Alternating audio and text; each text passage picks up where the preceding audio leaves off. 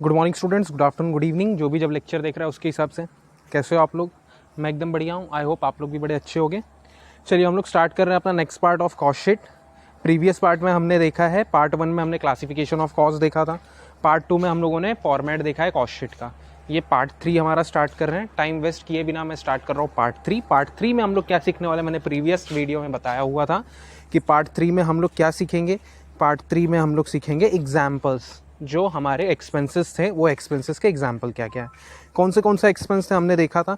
कुछ factory overheads थे, फिर उसके बाद कुछ ऑफिस एंड एडमिनिस्ट्रेशन ओवरहेड्स थे, कुछ सेलिंग एंड डिस्ट्रीब्यूशन ओवरहेड्स थे। तो वो ओवरहेड के एग्जाम्पल्स आज हम लोग देखने वाले हैं। प्रीवियस लेक्चर में हम लोगों ने फॉर्मेट देखा था और डायरेक्ट एक्सपेंसेस का एग्जाम्पल दी, डायरेक्ट मटेरियल, डायरेक्ट एक्सपेंसेस, ये सब का एग्जाम्पल सीखा था। तो आज हम लोग टाइम वेस्ट किए बिना फटाफट स्टार्ट करते हैं example of factory overheads.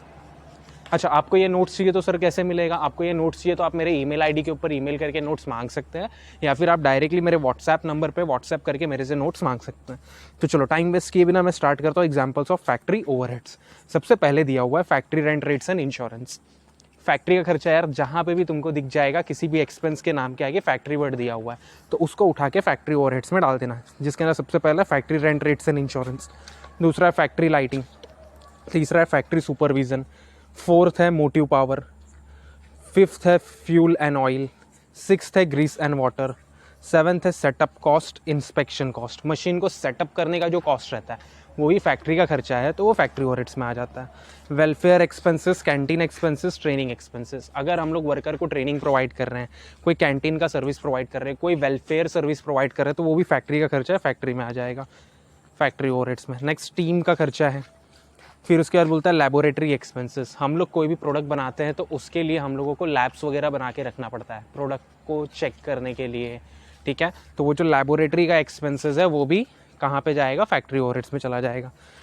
Next बोलता है depreciation on plant and machinery और डेप्रिसिएशन ऑन फैक्ट्री बिल्डिंग, ठीक है। तो दो डेप्रिसिएशन है मशीन का डेप्रिसिएशन है यार, मशीन कहाँ पे रहता है, फैक्ट्री में, तो फैक्ट्री का खर्चा फैक्ट्री ओवरहेड्स में। फिर उसके बाद रिपेयर्स एंड मेंटेनेंस की बात चल रही है, रिपेयर्स एंड मेंटेनेंस की बात चल रही है। रिपेयर्स एंड मेंटेनेंस कहाँ का, फैक्ट्री का। अगर फैक्ट्री का रिपेयर्स एंड मेंटेनेंस रहेगा तो अगर फैक्ट्री का रिपेयर्स एंड मेंटेनेंस रहेगा तो फैक्ट्री ओवरहेड्स में डाल दो, और अगर ऑफिस का रिपेयर्स एंड मेंटेनेंस रहेगा तो ऑफिस एंड एडमिनिस्ट्रेशन ओवरहेड्स में डाल देना, ठीक है। नेक्स्ट 14th आइटम देखो, 14 बोलता है टेक्निकल डायरेक्टर फीस। देखो डायरेक्टर फीस रहेगा तो वो ऑफिस एंड एडमिनिस्ट्रेशन में जाने वाला है। डायरेक्टर्स जो होते हैं वो कहाँ पे बैठते हैं भाई, ऑफिस में बैठते हैं ना, तो उनका खर्चा ऑफिस एंड एडमिनिस्ट्रेशन में जाना चाहिए। लेकिन अगर टेक्निकल डायरेक्टर का कोई हम लोग फीस दे रहे हैं, टेक्निकल डायरेक्टर मतलब क्या, वो डायरेक्टर जो टेक्नोलॉजी से रिलेटेड काम कर रहा है, तो उसका फीस कहाँ पे जाएगा, वो कहाँ पे जाएगा हमारा, वो जाएगा फैक्ट्री ओवरहेड्स में। नेक्स्ट 15th वाला आइटम देना, ह्यूलेज है। इसको हम लोग एनुअल मेंटेनेंस बोलते हैं, हम लोग मेंटेनेंस का पैसा एक साथ पे कर देते हैं, उसको ह्यूलेज बोला जाता है। नेक्स्ट बोला जाता है 16th है रॉयल्टी। रॉयल्टी तो हमको पता ही है भाई, रॉयल्टी क्या होता है, यस पता है ना, मैंने एग्जांपल दिया है पहले के बहुत सारे वीडियोस में, आपको पता रहना चाहिए रॉयल्टी क्या होता है। अगर मैं किसी का कोई राइट यूज़ करता हूँ, जैसे कि किसी ने कोई एक मशीन बनाया हुआ है, कोई बहुत बड़ा अच्छा बढ़िया मशीन बनाया हुआ है, वो मशीन मैं उससे मांग के यूज़ कर रहा हूँ, तो मैं उसको रॉयल्टी पे करूँगा। सर ये एग्जाम्पल परफेक्ट नहीं बैठ रहा है, मैंने आपको एग्जाम्पल ऑलवेज दिया हुआ है। एक एग्जाम्पल हीरो होंडा का, क्या होता है उस एग्जाम्पल में, यस हीरो जो कंपनी है वो इंडियन कंपनी थी, होंडा जो थी जापानीज़ कंपनी थी। होंडा कंपनी इंडिया में आई, हीरो के फैक्ट्री के अंदर उसने मोटर बाइक्स का मैन्युफैक्चरिंग स्टार्ट किया। तो हीरो फ्री में तो वो सब काम करने नहीं देगा, बोलेगा भाई मार्केट मेरा, मशीन तू लेके आया, ठीक है, मार्केट तो मेरा है, फैक्ट्री का लैंड मेरा है, मेरा जगह तू यूज़ कर रहा है, बदले में मुझको कुछ चाहिए। तो होंडा कंपनी क्या करती थी, हीरो कंपनी को रॉयल्टी पे करती थी, ठीक है। तो रॉयल्टी किससे रिलेटेड हो गया, फैक्ट्री से रिलेटेड हो गया, तो ये भी कहाँ पे आ जाता है, फैक्ट्री ओवरहेड्स में। नेक्स्ट 17th वाला देखो, factory stationery. 18th work manager salary. 19th store keeper salary. Store keeper कौन होता है भाई, जो स्टोर्स रहता है हमारा, उसके वॉचमैन वगैरह हम लोग रखते हैं, वो रहता है। फिर सर्विस डिपार्टमेंट एक्सपेंसेस। फिर इनडायरेक्ट मटेरियल। डायरेक्ट मटेरियल हम लोगों ने देखा था फॉर्मेट में स्टार्टिंग में आता है, ये इनडायरेक्ट मटेरियल। फिर indirect wages, unproductive wages, work wages of apprentice. हम लोग क्या करते हैं, अप्रेंटिस का वेजेस जो रहता है, अप्रेंटिस कौन होता है, जो सीखने के लिए आता है। अगर फैक्ट्री में कोई कुछ काम सीखने के लिए आया है आर्टिकलशिप बेसिस पे, तो उसको भी हम लोग कुछ ना कुछ स्टाइपेंड वगैरह देंगे, तो वो जो रहता है वो ये अपना फैक्ट्री ओवरहेड्स में आ जाता है। नेक्स्ट बोलता है drawing office salary. Drawing office मतलब क्या, हम लोग कुछ फॉर्मेट वगैरह बनवाते हैं, जैसे कि कार है, हमारी कंपनी है BMW कार बनाती है, BMW कार वाले क्या करते हैं भाई, कार बनाने के पहले उसका फॉर्मेट रेडी करते हैं। तो ड्राइंग कहाँ पे हो रहा है, फैक्ट्री में हो रहा है प्रोडक्ट बनाने के लिए, तो उसका खर्चा कहाँ पे जाता है, फैक्ट्री ओवरहेड्स में। नेक्स्ट बोलता है employers contribution to employee staff. क्या बोलता है, अगर एम्प्लॉयर ने कोई कॉन्ट्रीब्यूशन दिया है एम्प्लॉई के लिए तो वो भी फैक्ट्री ओवरहेड्स में जाएगा। नेक्स्ट बोलता है इंश्योरेंस स्कीम, ESIC। ये क्या हो गया है, 24 और 25 मर्ज हो गया है employee contribution to employee staff insurance scheme के अंदर, ESIC के अंदर जाता है, तो वो वाला इधर आना चाहिए था। वो 24 25 अलग अलग हो गया, अलग अलग नहीं है, एक ही है। Next 26 loose tools return off. Loose tools क्या होता है भाई, मशीन है, फैक्ट्री है, फैक्ट्री के अंदर मशीन है, मशीन के अंदर खराबी होती है, तो हम लोगों ने पाना पकड़ रखा रहता है मशीन को खुद ही खोल के बनाने के लिए। तो वो क्या होता है, जो पाना पकड़ हम लोगों ने रखा हुआ है, वो सब कहाँ के खर्चे हो गए, वो तो एसेट है पहली बात, लेकिन एसेट के ऊपर क्या चार्ज करेंगे, डेप्रिसिएशन, तो वो राइट ऑफ होता है, वो राइट ऑफ होता है तो कहाँ पे जाता है, फैक्ट्री ओवरहेड्स में चला जाता है। तो आई होप आप लोगों को समझे होंगे, ये एग्जांपल है अपने फैक्ट्री ओवरहेड्स के। नेक्स्ट देखते हैं example of office and administration overhead. Office के खर्चे क्या क्या है भाई, ऑफिस के खर्चे यार हम लोगों ने फाइनल अकाउंट सीखे हैं, फाइनल अकाउंट के अंदर हम लोगों ने हमेशा सीखा है profit and loss account. Profit and loss account के डेबिट साइड में जितने भी एक्सपेंसेस होते थे वो ऑफिस एक्सपेंसेस होते थे, ऑफिस एंड एडमिनिस्ट्रेशन वाले, तो वही सब खर्चे। लेकिन तभी भी आपको एक बार मैं नाम बता दूं ताकि आप लोगों को याद आ जाए। तो सबसे पहले क्या बोलता है, ऑफिस का rent, rates and taxes, staff का सैलरी, ऑफिस का लाइटिंग, ऑफिस में क्लीनिंग होगा, झाड़ू पोछा मरवाओगे, 5वां प्रिंटिंग एंड स्टेशनरी, 6वां पोस्टेज एंड टेलीग्राम, 7वां बोलता है ऑफिस कन्वेंस, कोई अपना प्यून वगैरह रहता है कुछ काम करने के लिए, हम लोग उसको भेजते हैं तो भाड़ा लेगा भाई। Depreciation on office building, furniture and equipment, office के जो भी इक्विपमेंट है उसके ऊपर जो भी डेप्रिसिएशन लगता है, ऑफिस का depreciation, office and administration. Clear है क्या। नेक्स्ट 9th बोलता है ऑफिस रिपेयर्स। ऑफिस के अंदर हम लोगों ने कुछ रिपेयर करवाया तो ऑफिस रिपेयर, नाम के आगे ऑफिस रिपेयर आ गया। फैक्ट्री रिपेयर तो फैक्ट्री में डालो, ऑफिस रिपेयर तो ऑफिस में डाल दो। नेक्स्ट बोलता है अपने को sundry expenses, general expenses, legal charges. Sundry expense, जिस एक्सपेंस का कुछ नाम नहीं रहता था हम लोग उसको सन्ड्री एक्सपेंस बोलते थे। जनरल एक्सपेंस भी वही रहता है जिस एक्सपेंस का नाम नहीं, कुछ खर्चे ऐसे हो जाते हैं जिसको हम लोग लिख नहीं सकते, जैसे कि भाई पीयून को दे दिया हम लोगों ने, टिप दे दिया, उसने अच्छे से काम किया था, तो ये सब खर्चे थोड़ी लिखेंगे हम लोग यार, टिप गिवन टू पीयून, ये छोटे छोटे खर्चे नहीं लिखते, तो उसको सन्ड्री एक्सपेंसेस में हम लोग डाल देते हैं। Next legal charges. Legal charges, कोई भी लीगल हम लोगों ने लॉयर अपॉइंट किया है, चार्टेड अकाउंटेंट अपॉइंट किया है अकाउंटिंग करने के लिए, कॉस्ट अकाउंटेंट अपॉइंट किया है कॉस्टिंग के लिए, तो उसको हम लोग चार्जेस पे करते हैं। वो जो चार्जेस पे करते हैं लीगल चार्जेस है। ऑडिट फीस, ऑडिटर को हम लोग पैसा पे करते हैं, साल भर अकाउंटिंग किया, ठीक है, कॉस्टिंग पढ़ रहे हैं हम लोग। इंपॉर्टेंट रोल किसका है, कॉस्ट अकाउंटेंट का, CA में जिसको हम लोग बोलते हैं कॉस्ट एंड मैनेजमेंट अकाउंटेंट। तो वो कॉस्ट अकाउंटेंट क्या करेगा, साल के एंड में आएगा, अपना कॉस्टिंग के डिटेल्स को चेक करेगा, तो उसको फीस देना पड़ेगा ना। चार्टेड अकाउंटेंट आएगा, अपने इनकम टैक्स की डिटेल्स को चेक करेगा, उसको भी फीस देना पड़ेगा अपने को। तो वो जो फीस हम लोग दे रहे हैं, सामने वाले को पे कर रहे हैं, ऑडिट फीस है, तो अपना खर्चा है, ऑफिस का है। फिर काउंटिंग और सैलरी, फिर उसके बाद 15th, चलो ये लास्ट एग्जाम्पल था, 14 ही एग्जाम्पल दिए हुए इसके अंदर मैंने, बाकी तो आपको पता ही है, जो जो हमारे जाते थे प्रॉफिट एंड लॉस अकाउंट के डेबिट साइड में वो सब यहाँ पे आ जाएंगे। नेक्स्ट ये examples of selling and distribution overhead. Selling से एक्सपेंसेस, सेलिंग से रिलेटेड जो भी एक्सपेंसेस है वो सेलिंग एंड डिस्ट्रीब्यूशन ओवरहेड में जाता है। क्या क्या है, शोरूम एक्सपेंस, भाई तुमने सेलिंग करने के लिए शोरूम तो बना के रखा रहेगा, तो उसके अंदर कुछ ना कुछ खर्चे होते हैं, वो जो खर्चे होते हैं वो सेलिंग एंड डिस्ट्रीब्यूशन ओवरहेड्स में जाएंगे। एडवर्टाइजमेंट का खर्चा हो गया, ट्रैवलिंग, सेल्समैन रखोगे वो ट्रैवलिंग देना पड़ेगा उसको, तो ट्रैवलिंग का कम पैसा हो गया। फिर कमीशन ऑन सेल्स, वो जो सेल्समैन रखा है उसको कमीशन देते हैं, वो भी अपना सेलिंग से रिलेटेड। फिर सेल्समैन को सैलरी दिया, सैंपल बांटते हैं फ्री में हम लोग, गिफ्ट बांटते हैं, सेलिंग से रिलेटेड खर्चा है। सर्विस का एक्सपेंसेस हो गया, डेमोन्स्ट्रेशन, आपने देखा रहेगा बहुत सारी जगह पे डेमो होते हैं।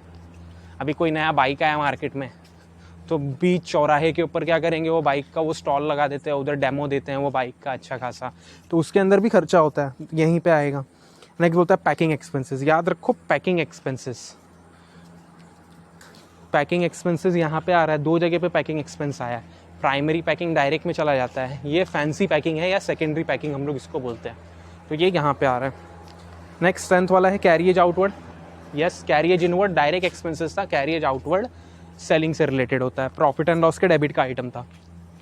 नेक्स्ट बोलता है हम लोगों को रेंट ऑफ वेयर हाउस। देखो फैक्ट्री का रेंट फैक्ट्री ओवरहेड्स में गया, ऑफिस का रेंट ऑफिस एंड एडमिनिस्ट्रेशन में गया, वही वेयर हाउस का जो रेंट होता है वो सेलिंग में आ जाता है। नेक्स्ट डिलीवरी वैन का एक्सपेंस दिया हुआ है 12th नंबर पे, डिलीवरी वैन का एक्सपेंस है। फिर उसके बाद 13th नंबर पे cost of catalogue printing, catalogues हम लोग सामान बेचने के लिए कैटलॉग बनाते हैं, वो एक बुक होता है। कैटलॉग क्या होता है जिसको नहीं पता, वो एक बुक होता है, उसके अंदर हम अपने पूरे प्रोडक्ट्स के बारे में जानकारी देते हैं। सेलिंग से है तो selling and distribution overhead. 14th trade fair expenses, साल भर में बहुत सारी जगह पे ट्रेड फेयर होता है, मेला जिसको बोलते हैं हम लोग। अपना सामान बेचेंगे हम लोग जाके वहाँ पे मेले में, तो वो मेले में सामान बेचेंगे, वहाँ पे भी खर्चा होगा, स्टॉल्स लगाने पड़ेंगे, तो वो क्या है सेलिंग से रिलेटेड एक्सपेंस है। 15 बोलता है fees paid to brand ambassador. मैंने एक प्रोडक्ट बनाया, वो प्रोडक्ट के लिए मैं बोल रहा हूँ मैं अपॉइंट करूँगा कटरीना कैफ को। सर बुड्ढी हो गई है, अरे जाने दो ना यार, मेरी फेवरेट है कटरीना कैफ को, हम लोग अपॉइंट करेंगे तो फ्री में वो काम करेगी क्या? ऑब्वियसली वो कुछ ना कुछ चार्ज करेगी, तो जो चार्ज करेगी वो सेलिंग से रिलेटेड अपना खर्चा है। क्लियर? तो ये तीनों एग्जाम्पल हो गए। ऑफिस, पहले फैक्ट्री का हमने देखा, फिर ऑफिस एंड एडमिनिस्ट्रेशन का देखा, फिर सेलिंग एंड डिस्ट्रीब्यूशन का देखा। आई होप क्लियर होगा। कुछ डाउट है तो आप कमेंट बॉक्स में कमेंट करके पूछ सकते हो। अब इंपॉर्टेंट क्या है, item not considered in costing. Cost sheet के अंदर जो आइटम कंसीडर नहीं किए जाते वो इंपॉर्टेंट है, इसको इंपॉर्टेंट मार्क करो, ये याद रखना है आपको। ये नेगेटिव लिस्ट भी मैं नेगेटिव लिस्ट बोलता हूँ कि जिसको कॉस्ट शीट में नहीं कंसीडर किया जाता, वो वाले आइटम्स यहाँ पे आ रहे हैं। तो क्या क्या है, पहले बोलता है नॉन कॉस्ट आइटम्स, उसका डिटेल दिया हुआ है हम लोगों को, स्क्रीन पे देखना, स्क्रीन पे ध्यान दो भाई। क्या बोलता है हम लोगों को, non cost items are those cost item which are not related to a product. Non cost item वो आइटम होते हैं जो प्रोडक्ट या प्रोडक्शन से रिलेटेड नहीं होते हैं। Such items should not be considered while calculating cost of products. जो प्रोडक्ट्स या प्रोडक्शन से रिलेटेड ही नहीं है तो कॉस्ट ऑफ प्रोडक्ट निकालने के टाइम पर उसको थोड़ी कंसिडर किया जाएगा, नहीं किया जाएगा। आगे बोलता है in simple words there are expenses which are consider only in financial accounting and ignored in cost accounting. कुछ ऐसे खर्चे होते हैं जिनको फाइनेंशियल अकाउंटिंग में कंसिडर किया जाता है, कॉस्ट अकाउंटिंग में कंसिडर नहीं किया जाता है। ठीक है, तो वही जो खर्चे हैं उनको हम लोग नॉन कॉस्ट आइटम बोलते हैं। तो नॉन कॉस्ट आइटम के कुछ एग्जाम्पल्स हैं, नीचे दिए गए हैं, वो हम लोग देखते हैं। ए बी करके मैंने ऐसे डिवाइड किया, ए बी है, सी है, डी है। ठीक है, तो ऐसे चारों हैं, हम लोग देखते हैं, फिर उसके बाद उसके एग्जाम्पल्स को देखने के बाद समझ जाएगा कि भाई आपको कौन से आइटम्स है जो कॉस्ट शीट बनाने के टाइम पे इग्नोर करना है। तो सबसे पहले बोलता है फाइनेंशियल एक्सपेंसेस एंड लॉसेस। जो फाइनेंशियल एक्सपेंसेस होते हैं, पैसे के जो एक्सपेंस और लॉस हो जाते हैं फाइनेंशियल, वो हमको कॉस्ट शीट में कंसीडर नहीं करना है। जैसे फाइनेंशियल मतलब क्या, पैसा कलेक्ट करना, पैसा कलेक्ट कंपनी चलाने के लिए भाई पैसे की ज़रूरत पड़ती है, पैसा कलेक्ट करना पड़ता है, तो वो पैसा कलेक्ट करने के लिए हमको बहुत सारे खर्चे करने पड़ते हैं। सर एग्जाम्पल दो, स्क्रीन पे मत देखना, मेरी आवाज़ सुनना, कि अभी जैसे कि मेरे को पैसे की ज़रूरत है, मैं बैंक से लोन लूँगा, लोन लेने के लिए मेरे को एक ब्रोकर अपॉइंट करना पड़ता है, एक एजेंट अपॉइंट करना पड़ता है, वो एजेंट कमीशन लेता है, फ्री में लोन नहीं दिलवाता। तो ऐसे बहुत सारे खर्चे होते हैं जो कि हमारे फाइनेंशियल आइटम्स होते हैं, वो हम लोगों को कॉस्ट शीट में कंसीडर नहीं करना है। 1 2 3 4 करके 15 एग्जाम्पल्स दिए हुए हैं, वो देख लीजिए। सबसे पहला बोलता है share issue expenses. Company share issue करती है, शेयर बेचती है तो कुछ खर्चे होते हैं, वो क्या है, शेयर से रिलेटेड है, प्रोडक्ट से रिलेटेड थोड़ी है, कॉस्ट शीट में नहीं आएगा। Second, discount on issue of share. कभी कभी क्या होता है, नई जो कंपनी होती है वो अपने शेयर्स को डिस्काउंट पे बेचती है। सर डिस्काउंट पे बेचने का मतलब 10 रुपये का शेयर 8 रुपये में बेच रही है, तो 2 रुपये का लॉस हो रहा है, 2 रुपये का डिस्काउंट दिया उसने, तो ये जो 2 रुपये का उसने डिस्काउंट दिया है ये भी तो लॉस है। क्या ये प्रोडक्शन से रिलेटेड है क्या? बिल्कुल नहीं, प्रोडक्शन से रिलेटेड नहीं है, ये फाइनेंस से रिलेटेड है, कॉस्ट शीट में मत लो। थर्ड बोलता है under writing commission. Under writing commission जानने के पहले याद रखो अंडर राइटर कौन होता है। अंडर राइटर कौन होता है? जब भी कोई कंपनी शेयर इशू करती है तो उसको पता होता है, पहली बार जब भी शेयर इशू करती है, दूसरी बार तीसरी बार का टेंशन नहीं, जब पहली बार नई कंपनी बनी हुई है वो मार्केट में शेयर बेचना चाहती है, तो जब वो शेयर बेचने चाहती है तो उसको एक डर रहता है कि भाई नई कंपनी हूँ, कोई मेरा शेयर खरीदेगा क्या, मैक्सिमम केसेस उसका शेयर नहीं बिकेगा, तो वो क्या करती है, एक अंडर राइटर को अपॉइंट करती है। अंडर राइटर कौन होता है? उसको एक सर्विस प्रोवाइड करता है कि भाई अगर मार्केट में तुम्हारा शेयर कोई नहीं खरीदा तो मैं तुम्हारा शेयर खरीद लूँगा, लेकिन बदले में कमीशन लूँगा। सर ये कैसे, मतलब वो शेयर भी खरीदेगा, हमारा कमीशन भी? अरे देखो, नई कंपनी स्टार्ट करने के लिए ना हम लोग जब भी पहली बार शेयर बेचते हैं ना, अगर समझ लो मैंने 5 करोड़ का शेयर बेचना चाहता हूँ मैं, तो उसमें से 90% सब्सक्राइब हो जाना चाहिए, 90% शेयर बिक जाने चाहिए। अगर नहीं बिका तो मैं कंपनी नहीं स्टार्ट कर सकता। तो 5 करोड़ का 90% कितना होगा? 4.5 करोड़। 4.5 करोड़ के शेयर्स बिकने कंपलसरी है। अगर नहीं बिका तो मेरी कंपनी नहीं चलेगी। तो इसलिए मैं अंडर राइटर अपॉइंट करता है। वो क्या करता है, मेरा शेयर खरीद लेता है, बाद में वो क्या करेगा, वो मार्केट में बेचते रहेगा, लेकिन मेरा शेयर खरीद लेगा। तो मेरे को उसने क्या किया, एक सर्विस प्रोवाइड किया, मेरे शेयर खरीदने का एहसान किया मेरे ऊपर, तो वो एहसान के बदले में वो कमीशन मांगता है। तो ये शेयर्स के लिए भाई, प्रोडक्शन के लिए नहीं है, तो इसलिए कॉस्ट शीट में कंसीडर नहीं होता। Next, loss on sale of fix asset, fourth वाला। एसेट बेचा आपने, मशीन बेचा, लॉस हो गया, फैक्ट्री से रिलेटेड है क्या? फैक्ट्री से रिलेटेड तो है, मशीन जा रहा है, लेकिन प्रोडक्शन से रिलेटेड नहीं है, तो कॉस्ट शीट में नहीं आएगा। फिर लॉस बाय फायर हो गया, लॉस बाय थेफ्ट हो गया, चोरी हो गया, आग लग गया, चोरी हो गया, प्रोडक्शन से रिलेटेड नहीं है, पैसे का लॉस हो रहा है, कॉस्ट शीट में नहीं आएगा। Bad dips, RDD, discount allowed, ये सब भी नहीं आता है। प्रीलिमिनरी एक्सपेंसेस, वही जो शेयर इशू एक्सपेंसेस वगैरह रहते हैं ना, उसको प्रीलिमिनरी एक्सपेंस भी बोले जाते हैं, ठीक है। फिर उसके बाद नेक्स्ट बोलता है गुडविल रिटर्न ऑफ। कंपनी क्या करती है, गुडविल को रिटर्न ऑफ करती है। सर गुडविल तो एसेट था, रिटर्न ऑफ क्या होता है? ये फाइनेंशियल अकाउंटिंग में आप ये कंसेप्ट सीखोगे कि गुडविल जो होता है वो एक प्रकार का लॉस होता है। वो लॉस को हर साल आपको क्या करना पड़ता है, रिटर्न ऑफ करना पड़ता है, रिटर्न ऑफ करना पड़ता है, ठीक है। तो वो राइट ऑफ करने के बाद वो जो है फाइनेंशियल लॉस है, वो जो है फाइनेंशियल लॉस है। तो वो फाइनेंशियल लॉस को क्या करना पड़ता है, राइट ऑफ करते हैं हम लोग। तो जब भी उसको राइट ऑफ करेंगे हम लोग, तो वो तो फाइनेंस से रिलेटेड है, कॉस्टिंग से उसको कोई मतलब नहीं पड़ता है, ठीक है। नेक्स्ट आइटम में जाते हैं। नेक्स्ट आइटम बोलता है इंटरेस्ट ऑन लोन्स। हम लोगों ने लोन लिया है, लोन के ऊपर इंटरेस्ट पे करते हैं, तो वो जो इंटरेस्ट पे करते हैं हम लोग, वो भी तो फाइनेंस से रिलेटेड है, फाइनेंस से रिलेटेड है, तो कॉस्ट शीट में मतलब ही नहीं। फाइन्स एंड पेनल्टी, हमारे ऊपर कोई फाइन लग गया, हमारे ऊपर कोई पेनल्टी लग गया, तो वो भी फाइनेंस से रिलेटेड है, कॉस्ट शीट में नहीं आएगा। नेक्स्ट बोलता है एक्सपेंसेस ऑन क्रिमिनल केसेस। हमारे कंपनी पे कोई क्रिमिनल केस चल रहा है, उसका खर्चा हमने पे किया, वो भी कॉस्ट शीट में नहीं आता है। नेक्स्ट बोलता है loss on sale of investment. कोई इन्वेस्टमेंट बेचा, उस पर लॉस हो गया। लॉस यार याद रखो, मैं सिंपल सा चीज़ क्या बता रहा हूँ, अगर कोई लॉस हो गया वो कॉस्ट शीट में नहीं आता है। Sales tax paid, sales tax तो आज के ज़माने में नहीं है, जीएसटी चल रहा है, तो अगर हमने जीएसटी पे किया है, इनकम टैक्स पे किया है, वो सब भी कॉस्ट शीट में नहीं आता है। ये हो गया financial expenses and losses. B वाला देखना, appropriation of profit. Appropriation of profit का मतलब क्या होता है, कंपनी को जब भी प्रॉफिट होती है वो थोड़े पैसे साइड में रखती है अलग अलग रिजर्व्स में, तो वो जो अलग अलग रिजर्व्स में पैसे रखे जाते हैं उसको क्या बोला जाता है, एप्रोप्रिएशन ऑफ प्रॉफिट। प्रॉफिट को अलग अलग जगह पे रखना, उसका इस्तेमाल ना करना, उसको बुरे समय के लिए जमा करके रखना या और किसी पर्पस के लिए जमा करके रखना, उसको एप्रोप्रिएशन ऑफ प्रॉफिट बोला जाता है। वो भी कॉस्ट शीट में नहीं आता है। क्या क्या 1 2 3 4 5 पॉइंट से देखते हैं। ट्रांसफर टू रिजर्व, हमने किसी रिजर्व में ट्रांसफर किया है तो वो भी कॉस्ट शीट में नहीं आएगा। ट्रांसफर टू सिंकिंग फंड पढ़ा है, यस, फाइनेंशियल अकाउंटिंग में नाम सुना है sir, sinking fund, yes, sinking fund के अंदर हमने पैसा ट्रांसफर किया है तो वहाँ पे भी नहीं जाएगा। हमने डिविडेंड पे किया है, प्रपोज किया है डिविडेंड, वो भी कॉस्ट शीट में नहीं जाएगा। हमने कोई इंटरिम डिविडेंड दिया है, वो भी। सर इंटरिम डिविडेंड क्या होता है? इंटरिम डिविडेंड मतलब कंपनी नॉर्मली साल में एक बार डिविडेंड पे करती है। कोई कंपनी ज़्यादा प्रॉफिट कमा लेती है तो वो साल में 2 बार डिविडेंड पे करती है, तो जो एक्स्ट्रा डिविडेंड पे कर रही है ना उसको इंटरिम डिविडेंड बोला जाता है। हमने कोई टैक्स के लिए प्रोविजन बनाया कि भाई फ्यूचर में हमको इतना टैक्स भरना पड़ सकता है, तो वो भी कॉस्ट शीट में कंसिडर नहीं होता है। Next, income tax paid, advance tax paid, dividend paid, ये सब भी कॉस्ट शीट में नहीं आएगा। सी, कैपिटल एक्सपेंसेस। कुछ कैपिटल एक्सपेंसेस होते हैं। कैपिटल एक्सपेंस मतलब एसेट खरीदना। कैपिटल एक्सपेंस मतलब क्या होता है, एसेट खरीदना। तो हम लोग कोई एसेट वगैरह खरीद रहे हैं तो वो भी कॉस्ट शीट में नहीं आएगा। तो 1 2 3 है, purchase of fix assets, replacement of asset, और उसके बाद बोलता है परचेज ऑफ इन्वेस्टमेंट। ये सब हम लोग कर रहे हैं तो कॉस्ट शीट में नहीं आएगा। D, financial income. कोई इनकम है भाई, कॉस्ट शीट तो खर्चे को रिकॉर्ड करता था, वहाँ पे इनकम क्यों आएगा? इनकम नहीं आएगा, तो इनकम को हम लोग उसमें से हटा देते हैं। तो क्या क्या है, profit on sale of fix asset, profit on sale of investment, rent receive, dividend receive, discount receive, interest receive, जितने भी इनकम हो रहे हैं हमको, वो सब कॉस्ट शीट में कंसीडर नहीं होते। आई होप क्लियर होगा आप लोगों को। तो हमने क्या देखा आज, हमने एग्जाम्पल्स देखे सिर्फ। पहले फैक्ट्री ओवरहेड्स के एग्जाम्पल देखे, फिर ऑफिस एंड एडमिनिस्ट्रेशन ओवरहेड्स के एग्जाम्पल देखे, फिर सेलिंग एंड डिस्ट्रीब्यूशन ओवरहेड्स के एग्जाम्पल देखे हम लोगों ने, फिर हम लोगों ने देखा ऐसे आइटम जो कॉस्ट शीट में कंसीडर नहीं किए जाते। क्लियर है क्या?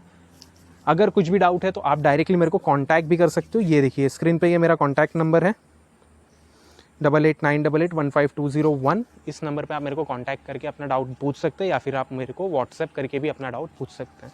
तो आज का सेशन हम लोग यहाँ पे एंड करेंगे, लेकिन एंड करने के पहले मैं आप लोगों को बता दूँ नेक्स्ट लेक्चर में हम लोग क्या देखने वाले हैं। नेक्स्ट लेक्चर में हम लोग देखेंगे इंपॉर्टेंट कुछ फार्मूलाज है कॉस्ट शीट बनाने के टाइम पे जो हमको काम में आते हैं, तो वो फार्मूला देखेंगे हम लोग।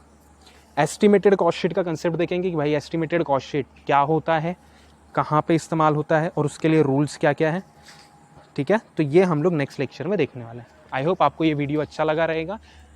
नेक्स्ट वीडियो देखने के लिए आप लोग क्या करिए, मेरे चैनल को सब्सक्राइब करके रख दीजिए भाई, ताकि नेक्स्ट वीडियो आपका मिस ना हो जाए।